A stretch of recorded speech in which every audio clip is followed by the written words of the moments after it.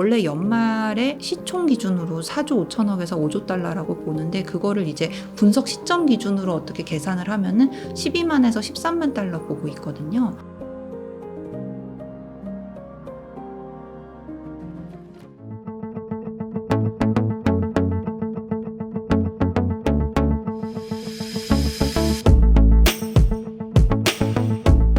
비트코인은 지금 기관 자금이 계속 들어오고 있고, 물론 이제 그레이스케일 쪽에서 자금 유출이 막 되면서 일부 뭐 중간중간 순유출로 이제 돌아선 적도 있었는데, 지금 요번 주랑 지난주까지 2주 연속으로 유입이 또 다시 되고 있거든요.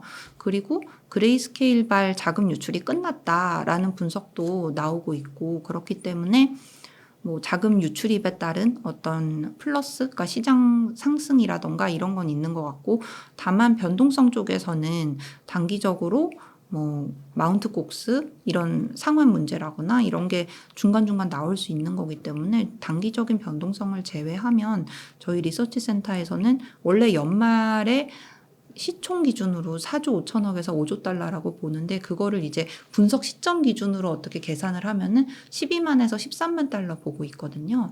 그래서 그 예측은 아직까지는 유효하게 저희가 유지를 하고 있습니다. 상환이 한꺼번에 이루어지진 않잖아요. 그리고 이거를 뭐 전부 다 매도할 것이다, 이것도 아닌 거고, 그렇기 때문에 이 마운트 곡스라는 거는 사실 제 개인적인 의견으로는 이게 셀러프에 대한 우려가 오히려, 그러니까 실제 상환이 이루어졌다 이것보다는 어떤 상환으로 인해서 셀러프에 대한 우려가 가격 조정에 대한 요소로 좀 이루어지는 것 같고, 그리고 비트코인 가격 조정에 대한 요소는 또 뭐가 있느냐에 대해서 좀 궁금하신 분들이 많을 것 같아요. 그거에 대해서 말씀을 드리면 아무래도 매크로 요인. 예컨대 제가 여기 옹달 책방 지난번에 출연을 했을 때 금리 인하 때문에 굉장히 주요 자산 시장이 오른 적이 있어요.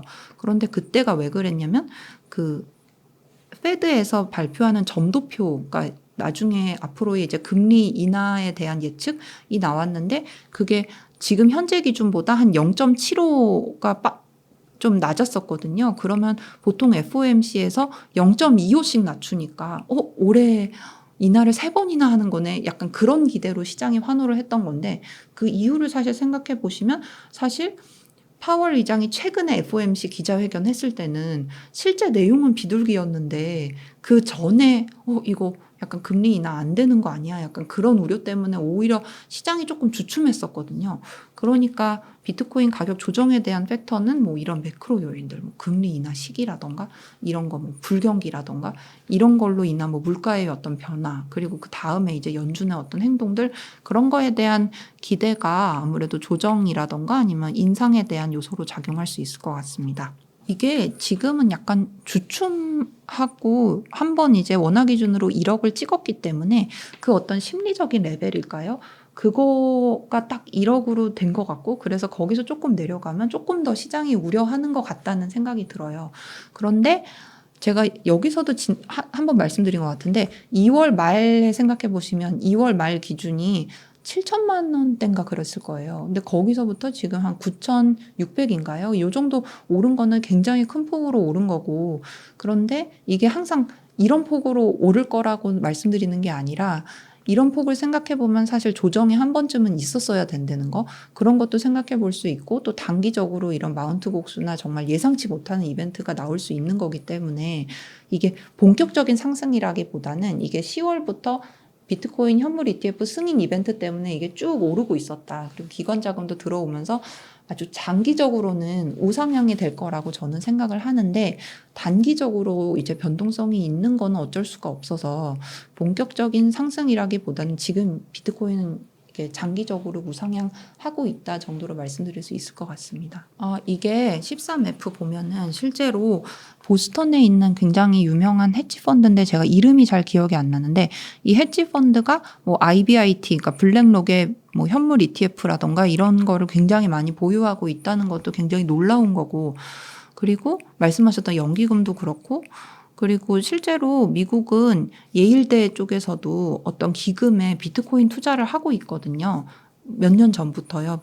뭐 현물 ETF 승인한 이유가 아니라 실제로 비트코인에 투자를 하고 있기 때문에 그런 거를 본다면은 확실히 이게 법인의 어떤 투자가 뭐 승인됐다거나 법인 투자가 가능한 곳에서는 실제로 기관의 어떤 가상자산의 수요가 굉장히 있다로 말씀드릴 수 있을 것 같습니다. 아직은 초입이라고 생각을 해요. 아까 말씀드렸던 대로 이게 기관이 ETF 승인됐다고 해서 바로 뭔가 자금이 진짜 덩어리로 크게 들어오는 게 아니라 이 해당 기관들도 여러 가지 심사를 해야 되는 거고, 이걸 우리 고객들한테 ETF를 정말 보여줄 수 있냐에 대한 여러 진짜 온보딩에 필요한 과정이 필요한 건데, 그런 게 뭐 말씀드렸던 브로커 딜러나 은행이나 아니면 뭐 다른 기관들마다 이 심사 과정이라거나 뭐 심사 규제라거나 아니면 심사 기한이 각기 다 다르거든요. 그렇기 때문에 한 2에서 3년 정도 보는 게 이제 지금은 시장의 컨센서스가 그렇게 이루어진 것 같습니다. 네, 비트코인뿐만 아니라 주요 자산 시장에는 아무래도 금리 인하가 되면 이제 유동성이 제공이 되는 거고, 그만큼 어떤 그거에 대한 시장의 기대도 이제 위험 자산이라거나 주요 자산에 대해서는 호재이기 때문에 금리 인하를 하게 되면 호재일 거라고 생각이 듭니다. 지금 뭔가 홍콩, 뭐 미국, 그리고 유럽은 그 전부터 ETP 형태로 거래를 했었고, 그러니까 지금 뭔가 자금 유입이라던가 이런 거에 대해서 이건 이제 당국이 판단하실 문제이기 때문에 제가 뭐 함부로 얘기할 건 아니지만, 이게 기관의 어떤 비트코인 투자라거나 아니면 현물 ETF 승인에 대해서 뭐 모니터링 하시고 계시지 않을까. 왜냐하면 그거 승인에 의해서 뭔가 시장에 어떤 자금이 들어오는 규모라거나 이런 게 굉장히 크고,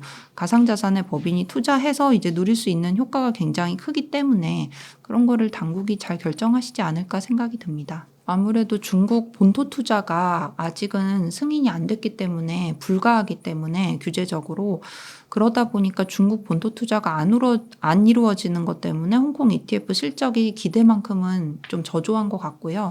그런데 뭐 1, 2년 동안 약 10억 달러 정도 유입될 것이라는 의견이 좀 지배적인 것 같고, 그리고 근데 다만 이제 발행사 중에서 이제 하비스트라는 데가 있는데, 하비스트 CEO가 이 ETF를, 자기네 현물 ETF를 스탁 커넥트라는 데에 올리겠다라고 얘기를 하거든요. 지금 슬라이드 보시면은 스탁 커넥트에 얘네가 이제 올리겠다라는 이제 뉴스를 제가 한번 캡처를 해와 봤는데, 스탁 커넥트가 뭐냐? 그러면 홍콩 거래소를 통해서 상하이랑 선정거래소의 상장 주식에 투자할 수 있도록 하는 어떤 터미널 역할을 하는 거거든요. 그러니까 교차 거래인 역할을 하는 건데, 만약에 이게 정말 사실이고 승인이 돼서 이루어진다면 그러면은 훨씬 더 지금보다 자금 유입 실적이 더 좋지 않을까라고 생각이 듭니다. 규제가 되게 뭔가 빡세기 때문에 주된 거래자들이 이제 기관 투자자분들이 많거든요. 그리고 CME는 이미 선물이 거래되고 있기 때문에 이 선물이랑 현물을 동시에 거래해야 한다는 거는 기관 채택이 아무래도 가속화된다라고 볼 수 있고, 또 중요한 게 뭐냐면 이게 베이시스 트레이딩이라고 해서 어떤 경우냐면, 투자자들이 아무래도 현물이랑 선물이랑은 가격 차이가 있잖아요. 근데 가격 차이가 벌어지면은 이걸로 뭔가 해징도 할 수 있고 수익도 추구할 수 있고, 그러니까 베이시스 트레이딩은 가격 차가 만약에 벌어진다 그러면 조금 돈을 빌려가지고 선물을 팔고 현물을 사고 뭐 이런 게 베이시스 트레이딩이거든요. 이게 가능해진다는 게 조금 장점인 것 같습니다. 코인베이스 같은 경우는 이 비트코인 현물 ETF 때 대부분의 발행사들이 코인베이스를 수탁업체로 했어요. 그래서 이번에 5월 초에 코인베이스에서 주주 서한을 발표를 했거든요. 거기에는 이제 자기네의 레베뉴도 나오고 또 기관 투자자와 리테일 고객들의 어떤 거래량도 나오는데, 거의 기관이 제 기억으로 한 2배? 달러 텀으로 2배가 뛰었어요. 그렇기 때문에 이게 수탁업으로 벌어들이는 수익도 그렇지만, 이게 뭔가 코인베이스를 이용해서 기관들이 거래하는 부분들, 그리고 코인베이스 프라임이라고 기관 투자자 전용 플랫폼이거든요. 이것도 코인베이스에서 뭐라 그러냐면 한 부분에 굉장히 역대로 기관 투자자분들의 이용률이 되게 높았다. 이렇게 얘기를 하기 때문에 코인베이스의 어떤 수익 측면, 물론 CME가 현물 투자라는 뉴스가 나왔을 때 코인베이스 주식이 좀 떨어졌다고 알고 있거든요. 그런데 코인베이스의 어떤 수탁업으로 인한 어떤 수익들, 그리고 또 코인베이스 프라임을 위한 노력들, 이런 것 때문에 코인베이스는 계속해서 뭔가 가상자산 업계에서 좀 어느 정도 좀 우위적인 위치에 있지 않을까 저는 생각을 하고 있습니다. 마이크로 스트래터지를 주식을 사는 거는, 기관은 그런 어떤 비트코인에 투자를 못하니까 마이크로 스트래터지의 비트코인 보유량을 보고 주식을 사진 않을 것 같아요. 아마 그 외에 여러 가지 어떤 마이크로 스트래터지 기업 자체에 대한 분석을 굉장히 신중하게 해서 기관 같은 경우는 할 것 같고, 그런데 여기서 말씀드릴 수 있는 거는 이게 기관이 투자가 가능해지고 비트코인 보유에 대해서도 회계 기준도 되게 업그레이드가 됐어요. 미국 쪽에서는 예전에는 이게 비트코인을 보유하고 있을 때 재무제표상에서 장기 무형 자산, 그러니까 저작권 같이, 카피라이트 같이, 이게 그냥 왜 팔고도 싶잖아요, 기관은. 근데 비트코인을 팔 때 이제 시장 가격으로 인식을 못하고 장기 보유 자산으로, 장기 무형 자산으로 돼 있었는데, 이게 무형 자산으로 바뀌면서 시장 가치로 인식을 할 수 있게 해주거든요. 그렇게 되면 어떻게 되냐면 마이크로 스트래티지 같은 어떤 비트코인을 보유하고 있는 기업은 이제 기업의 어떤 재무적인 가치, 파이낸셜 밸류가 엄청 늘어나는 거예요. 상승장일 때는.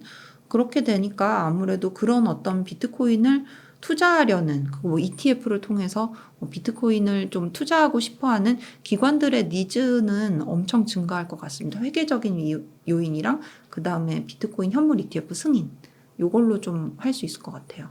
그건 어디까지나 중국 정부의 판단이라서 이걸 승인할 거냐, 본토에서의 투자가 가능하게 할 거냐, 이거는 제가 말씀드리기가 조금 조심스럽고, 그런데 다만 어떤 홍콩이라는 데를 금융 허브로 만들려는 계획 하에 얘네를 샌드박스처럼 해가지고 뭐 여기서 굉장히 필요한 가상자산에 필요한 규제들을 딱딱 준비하고, 또 무엇보다 아시아에서는 최초로 홍콩이 아무래도 비트코인이랑 이더리움 현물 기반 ETF를 동시에 승인했고, 또 중요한 게 뭐냐면 미국에서는 아무래도 지금까지 이더리움 승인에 있어서 증권성이 문제였다면 홍콩 같은 경우는 굉장히 증권성에 대해서는 명확해요.